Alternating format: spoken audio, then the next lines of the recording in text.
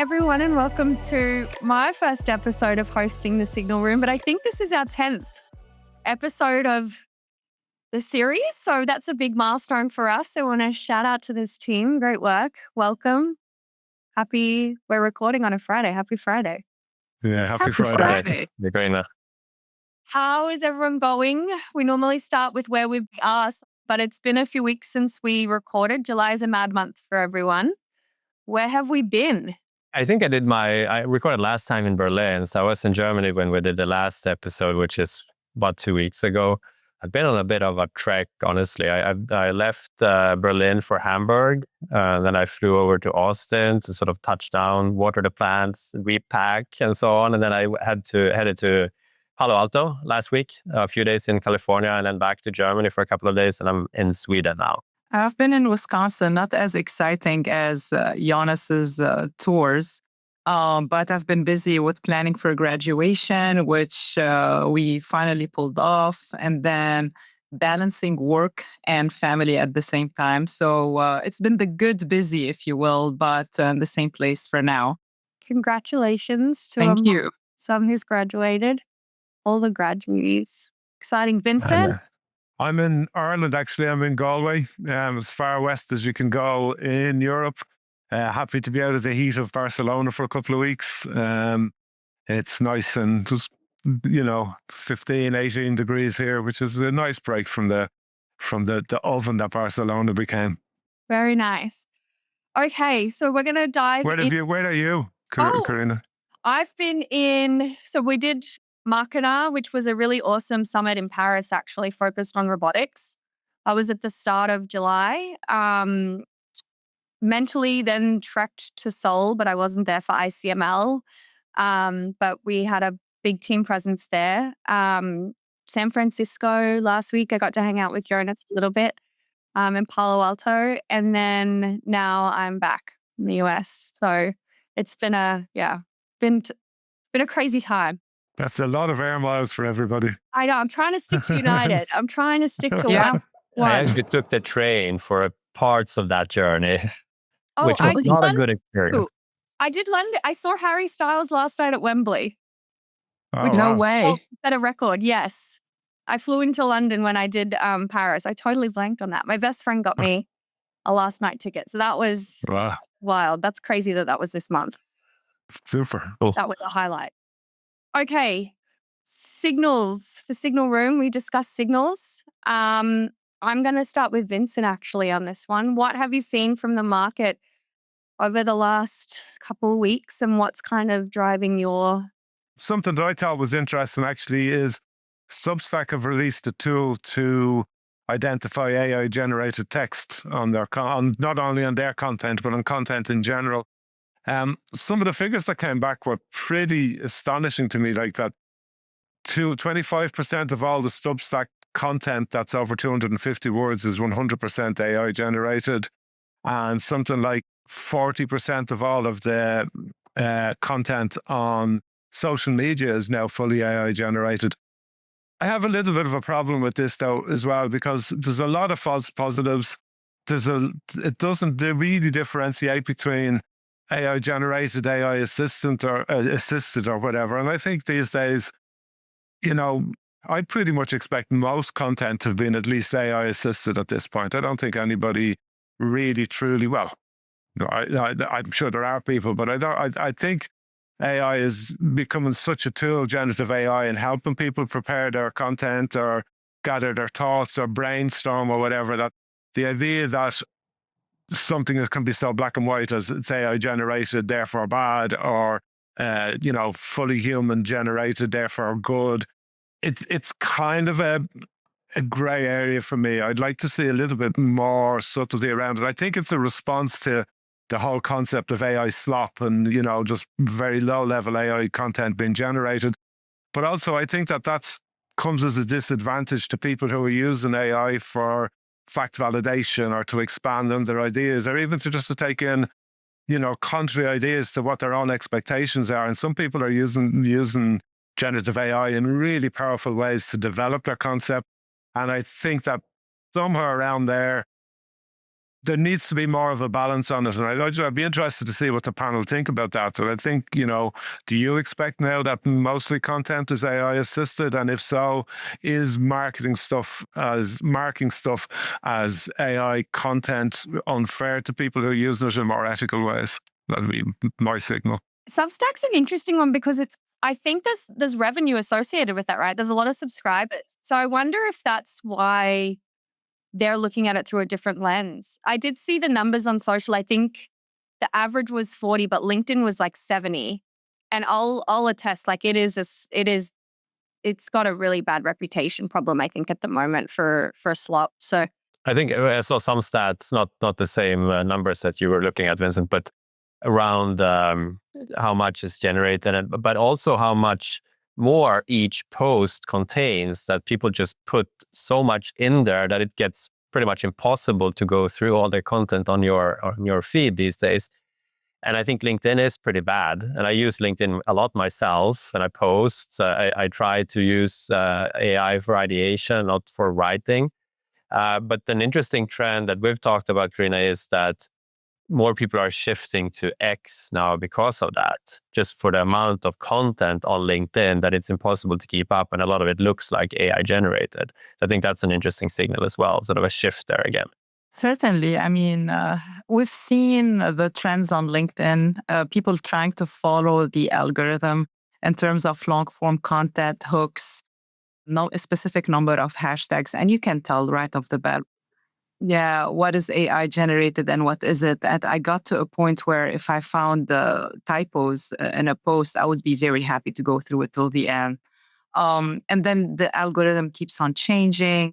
So I think it's time to go back to creating good content, even if it's a couple of sentences with a reel or just a couple of sentences. And people are realizing that.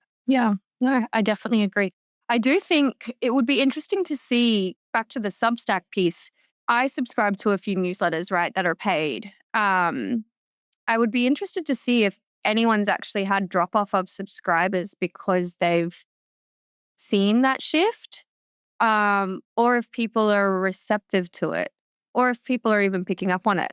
But it opens up a whole new conversation on monetization and ways people can, make a livings off of leveraging AI and automation and that kind of piece. It's interesting for sure. Yeah. Okay, great signal, Vincent. Wada'a, you're next on my list. Well, I'm sure you've all heard a few days ago, OpenAI announced that one of their secret powerful model tried to break out twice from the testing room. And the model was very good at working for long stretches alone. In May, it resolved a math problem that people failed to resolve for 80 years.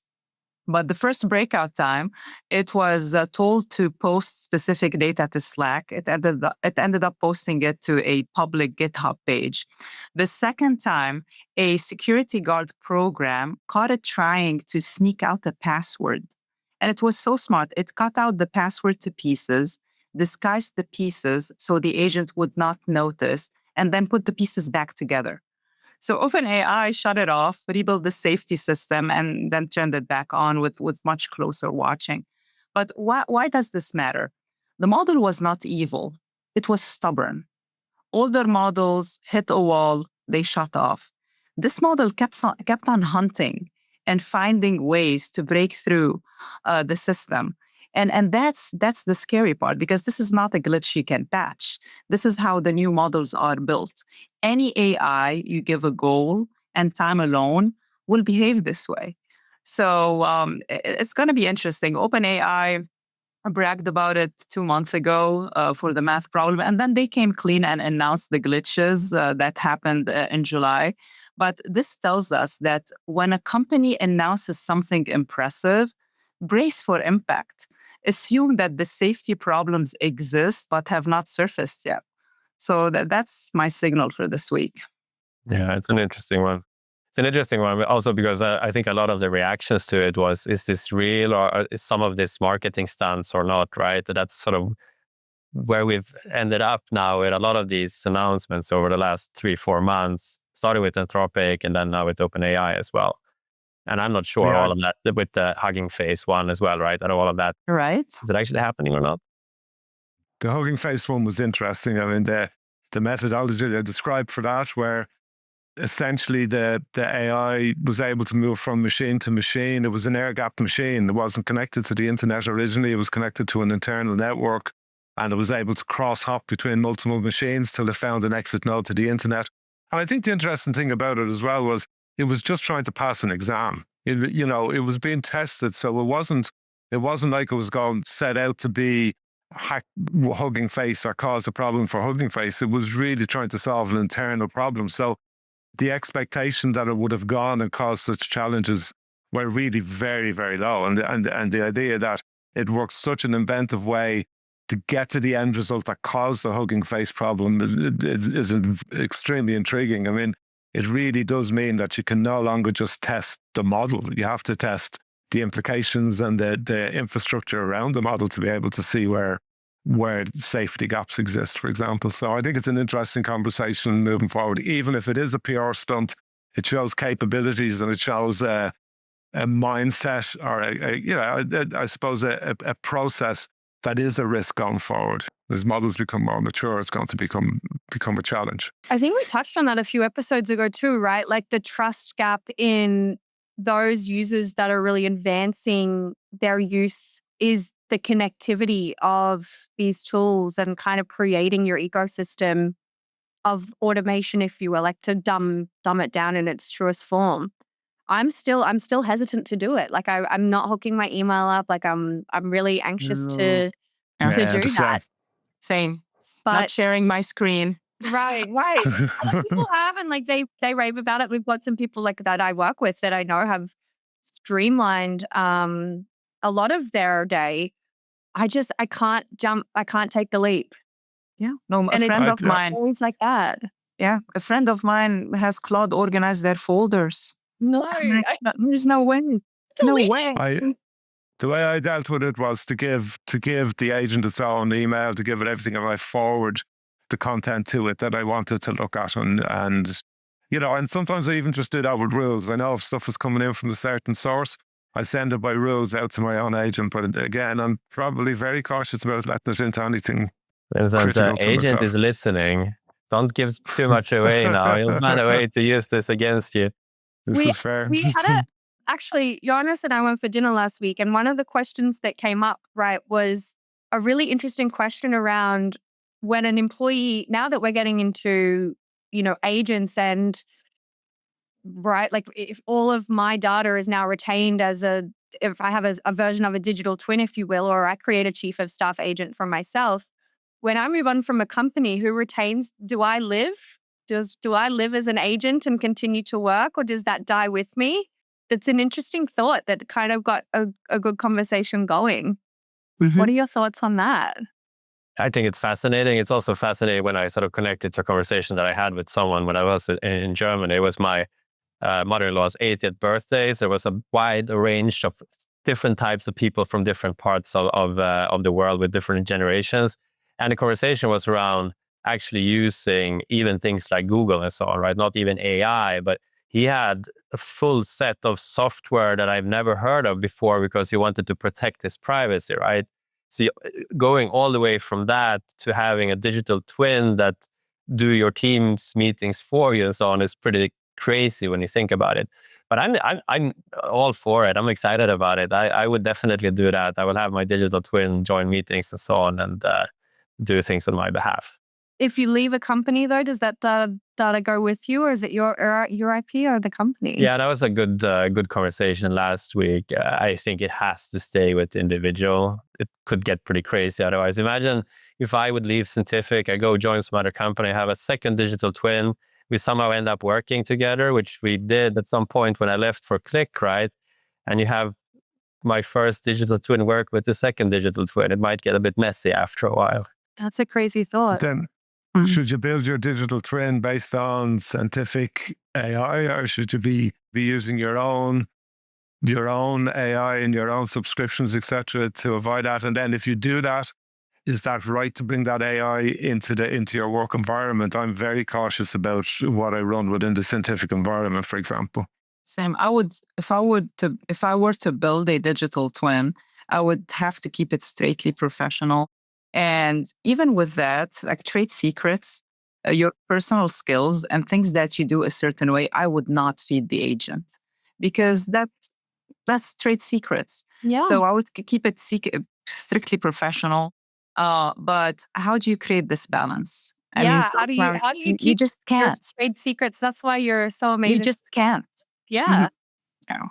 We had part of that led on to then like that personal piece, right? Like if you think about who we all are and how we show up, I think every day it's multidimensional and our personalities very much infuse the way that we work. And that's goes down to in part like the recipe of why people are successful in the workplace is their personality and their personal IP that they bring in. So it was an interesting thought nonetheless. I would be I'm sure contract laws are changing, and like I know IP that's created under a company when you work there stays at the company, but this expands that thought process immensely.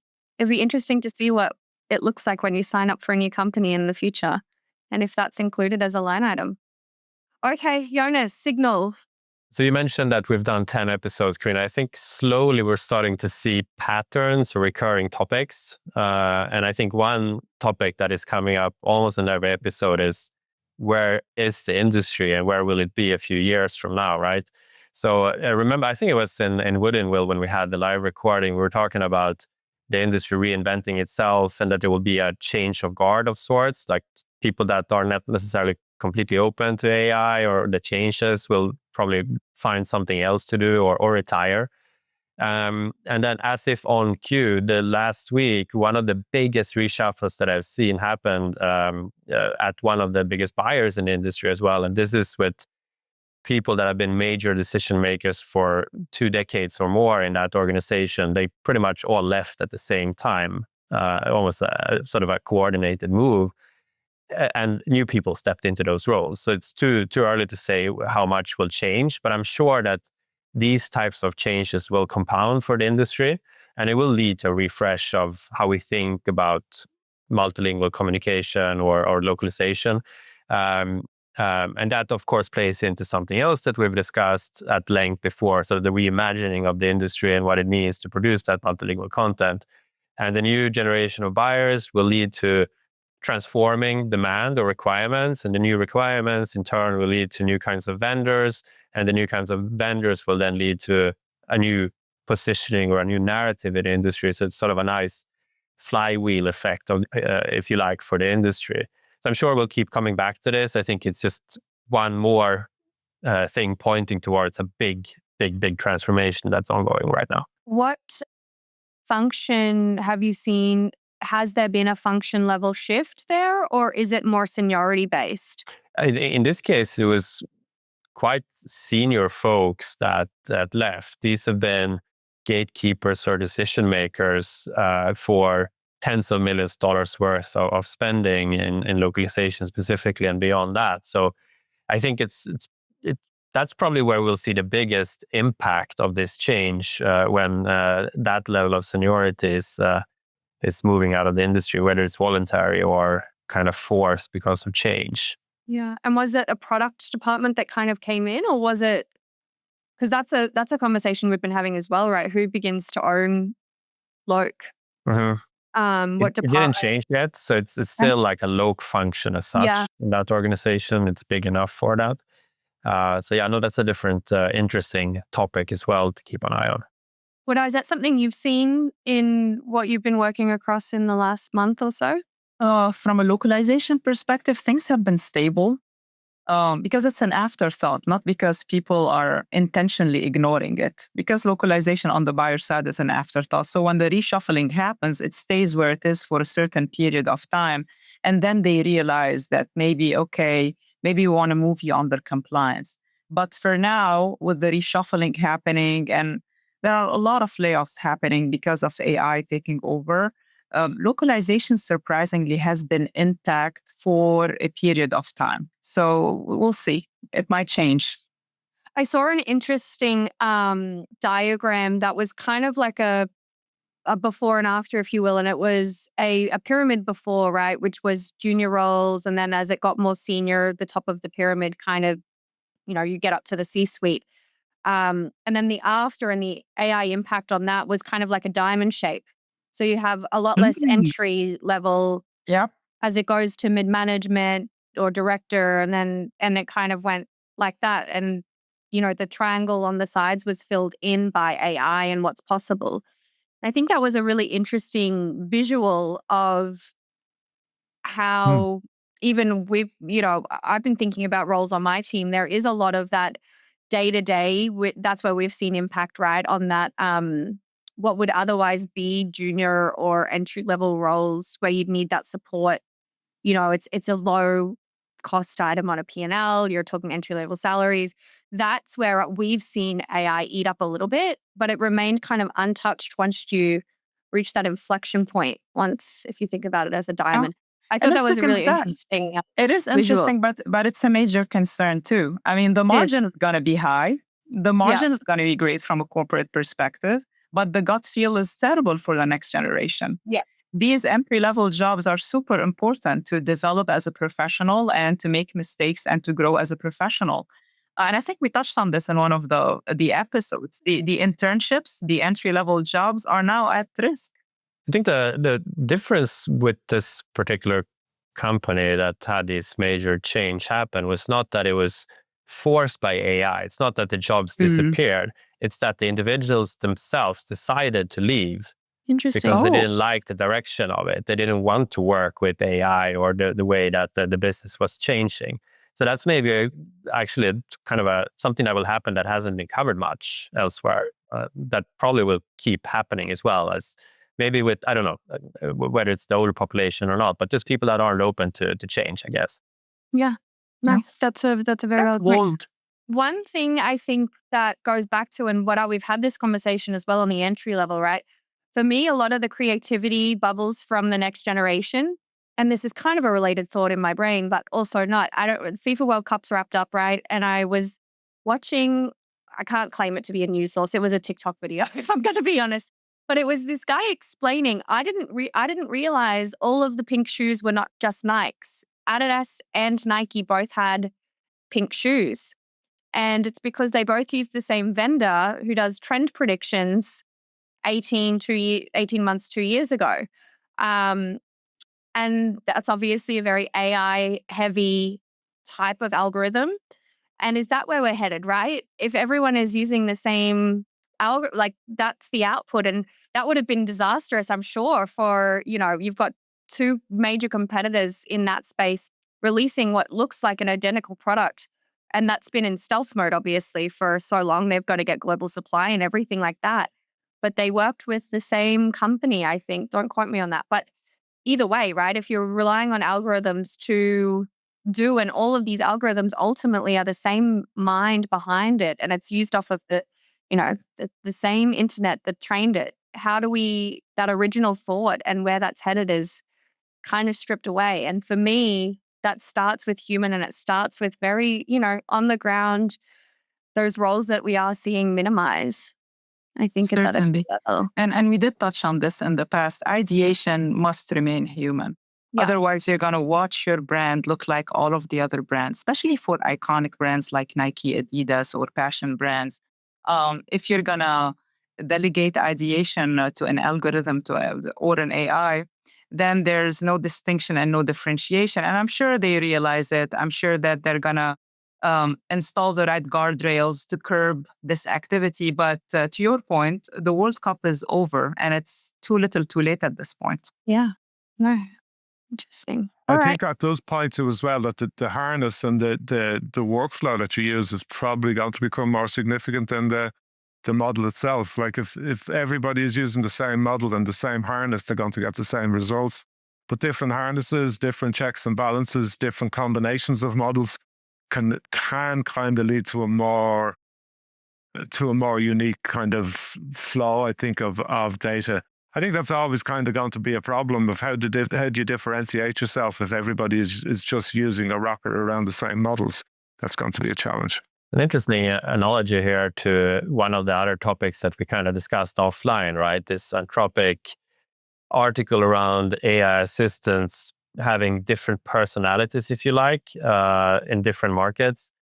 we can talk more about that, what that actually means. But one of the takeaways when I looked at sort of reactions to that article was that everyone thought that was a problem, that it should be consistent, the experience across all markets. So again, everything should be the same, or we all sort of land at the least common, the smallest common denominator in that.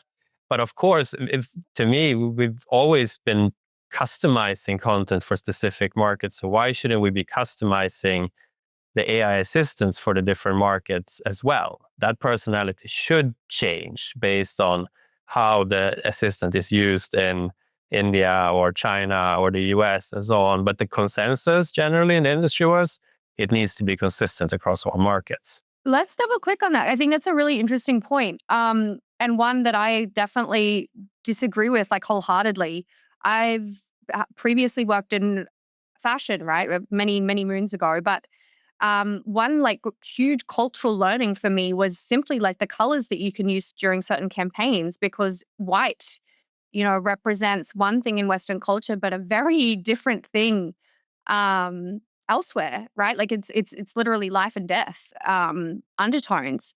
Red being a symbol of prosperity and good luck and things like that, whereas in other countries it's anger, and it's rooted in, again, literal opposites, and we're simply just talking colors. So if we talk about personalities and core value systems, which again differ expansively across the globe and culturally, and I even want to say generationally, right? Like I would think within, if we're just talking the US or Western culture as a whole, the way that you would market to a Gen Z is so different to a millennial and so on and so forth, right? And how that's presented is language and culture and memes and all sorts of things, right? Like if we think it should be one blanket, I think that's a really big limitation, honestly, to the adoptability of some of this technology, and especially when we get into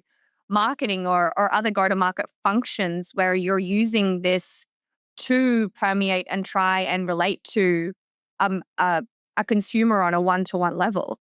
I agree with that. I don't think there's one consumer anymore. I think generationally, in some cases, the gap generationally is even bigger than the gap linguistically or culturally.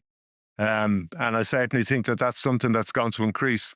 I think one of the things around generating content, particularly around marketing, is in the future, it'll be generated on the fly, depending on who the audience is, that your agent or your profile will indicate what sort of an answer you prefer or what sort of marketing you prefer, and content will be generated more directly for you, including language, including generational, and including even philosophical approaches. Do you know what I mean? As we talked about a second brain or whatever, but as our models start to know us better, the answers that we receive will be much more tailored towards the individual, I think. How does a model sparse that, I guess? Like how would you expect to be able to engage with a model in the right context, which whether that be culturally or generationally, right? Like, is that something where you're prompting it, where it's understanding the output needs to be different? Or is this going back to like, Vincent, I know you play with a lot of global models, right? It's not just the US big players that you mix in. Do you see that cultural infusion of? I don't see it in the models. I see it more in the harnesses. I see, for example, models like Hermes are self-learning. So they have this idea now of models that dream.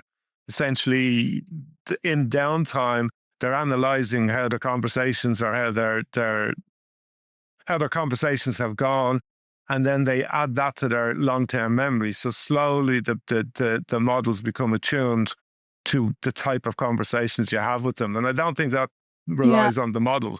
I think that relies on the deployment around it. Yeah, that's fair. Wada'a, do you have thoughts on this? I do, actually. When this article came out around the language rigor and how it varies, how the models react to cultures, I was really impressed and excited about it. And then I read it the second time, and a few things stood out. So there were 4 axes: deference versus caution, warmth versus rigor, I believe, depth versus brevity, and candor versus execution. Great access. But then you go through the article and you found that the 4-axis captured only 15% of variance. Yeah. So is this a research paper or are they trying to influence beliefs? I think it's probably just one contribution to a bigger narrative that will be ongoing for a while in building out better concepts around this. And they kind of admit that they don't even know whether these differences are desirable yet or not, if they're good or not. They kind of state that they're there, but there's not that much value in it in the article, whether it makes sense or not. The commentary around it was more negative, that it wasn't consistent. But I think it's again an opportunity for us, right? We've been doing this for decades in the localization space, multilingual communication space, customizing content and making sure that it lands well in the specific target market. So maybe there is something there for us to work on as an industry as well, contribute to not just the governance layer of that, evaluating these models, which I think we already do to a certain extent, right? But I think it could grow in scope as well. But even contributing to the reasoning layer, pre-training, and see how you would need to make sure that it lands better in the specific markets. And maybe this also kind of feeds into something else that we talked about before around sovereign AI. Yeah. If these big foundation model builders don't lean into the differences, it will probably not land as well with a lot of populations. And that will naturally then lead to more sovereign AI or specific models for specific regions. Yeah. I think that's an interesting point as well, right? Touching on where these models have been trained, right? So I think that it has been mass internet, right? But again, this cultural shift and this generational shift of TikTok and these other channels that really are where a lot of these people live and breathe, and that subculture bubbles up. I know that that's something that's not being able to be leveraged or scraped in theory, right? How Reddit or the mass internet was used many years ago to begin to train these. So I think it's that iterative loop and expanding, I guess, what that pre-training data looks like, even if it isn't straight human data sets from the get-go, where these subcultures exist. And that's just that's a US mindset, right? Like how in other countries where a lot of the conversational culture is still very offline, or how does that get into the loop to begin to even train or create an output that is relevant culturally and generationally? I don't know. It's an interesting thought. I think part of the answer might be world models. Yeah. But that's a huge topic and probably something maybe for next episode that we can get into. But I think there is something there as an answer to that. Yeah. No. Okay. I'm going to dive in because I'm conscious of time. We've already hit our 30-minute. We could talk all day, but we'll keep it digestible for listeners. Into our quickfire round. So reminder for our listeners, Vincent, Wada'a, and Jonas have not heard these questions. I've tried to keep them as easy to answer yes or no, but I'm sure they will spark a little bit more conversation as well. My overarching theme for this round of quickfire was more around global policy and a little bit of sovereign AI swept in there. So, all right, my first one is, should sovereign AI effort, EU, India, etc., include mandatory investments in indigenous and minority languages, not just compute and chips? Yes. Agree. Okay, that was easy. A little bit related to where this conversation's gone, so that's interesting. Okay, second, should AI labs be required to prove meaningful coverage of low resource languages before being able to claim a global reach? So some numbers here.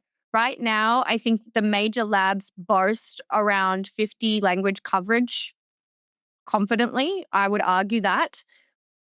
Do you think that should be expanded before they can really start to claim global reach? Yes. And language and locales, or just language? I've got language, but locales as well. It's all, yeah. One language could have 400 locales. Yeah. I'm going to say no. I think it's too difficult. Where do you draw the line? When are you global? There are 195 countries in the world, and like I don't know how many languages. If anyone knows, like 100,000 or something.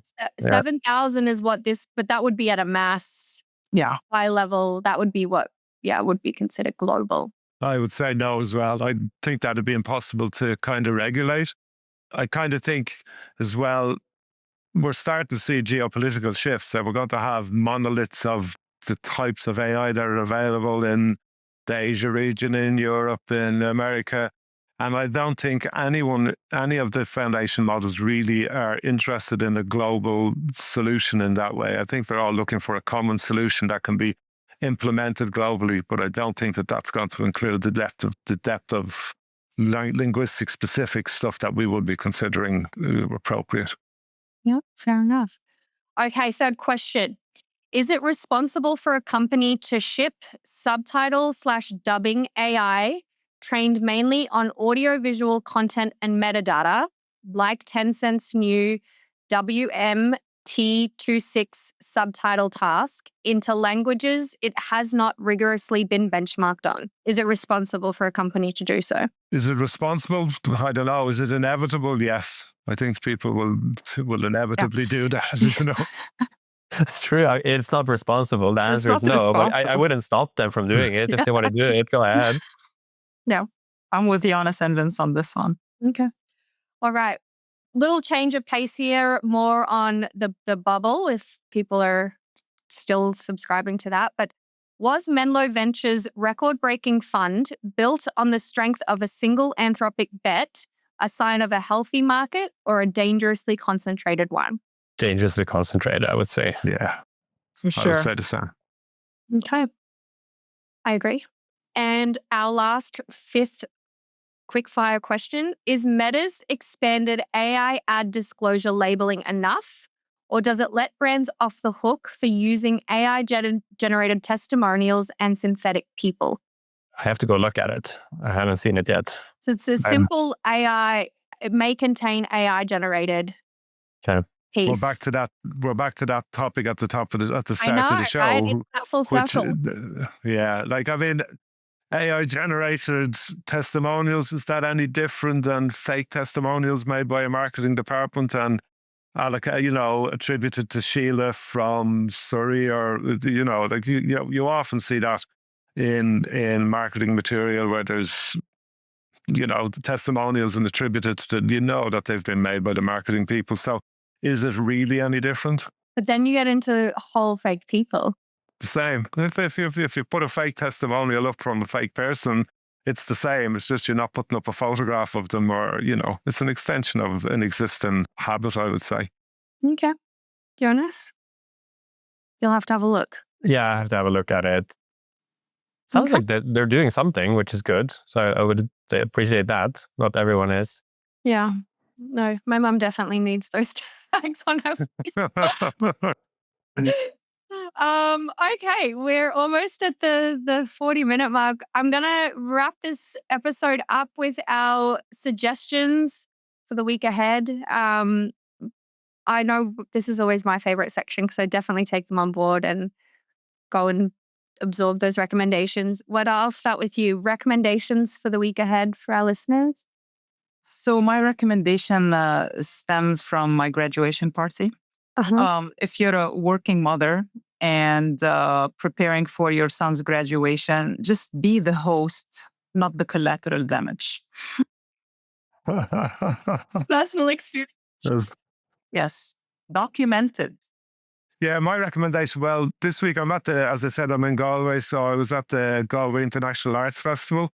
And my wife is an actress, but living in Barcelona, we don't do much theatre. And I went to theatre for the first time. And it was really interesting. I saw a play that was 150 years old, a comedy, a farce that was reproduced by this Theatre Druid company. And it was fantastic. Cast of 10. The fact that the play stood up, but I think what was most interesting was it was so real.